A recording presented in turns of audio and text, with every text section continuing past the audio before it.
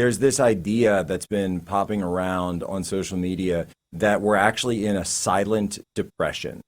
And I love this term. I think it's so fantastic, but because it talks about how the factors that we use and the metrics that we use to define economic well-being, whether it be the stock market, whether it be GDP, even GDP per capita, when you have this massive influx of migrants, it's completely inflated because it doesn't account for population shift. And so when you just track but then when you shift that on its head and you track things like home ownership, when you track things like wage growth, purchasing power parity, so this idea of how far does your dollar grow, you can see these massive swaths of the American people that haven't seen anything other than a downward trend since the 1990s and in some aspects the 1960s when you track it all the way back.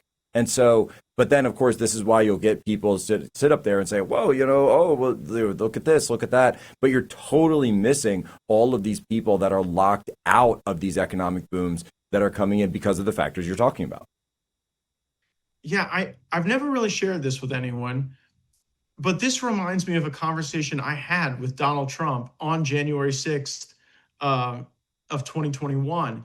And, we were speaking to him on that day, and he said he was going to go tell people that they needed to go home. But he said this, he said, I'm not going to trash these people because these people have been walked all over for 40 years. And there was a grace and a humanity and an empathy and an understanding for that condition you described.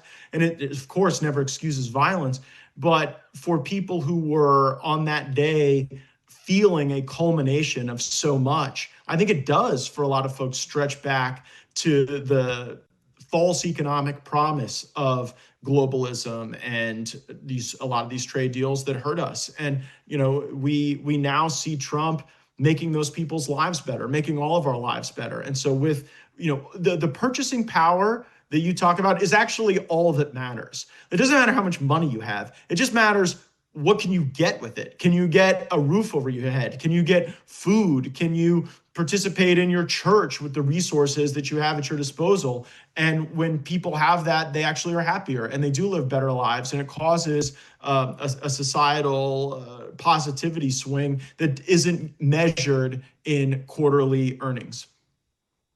No, it's exactly right. And I think that's something that's at the very heart of MAGA, right? This is why all those people in places like Mosinee, Wisconsin, or Pontiac, Michigan, Battle Creek, Michigan, Butler, Pennsylvania, right? Why do the people of Butler, Pennsylvania flock to Trump rallies? Because he goes there and he shows that he actually cares about the situation they've all been through, that they've all been in. And he said he is their one shot. He is the one shot that they have left at turning it all back.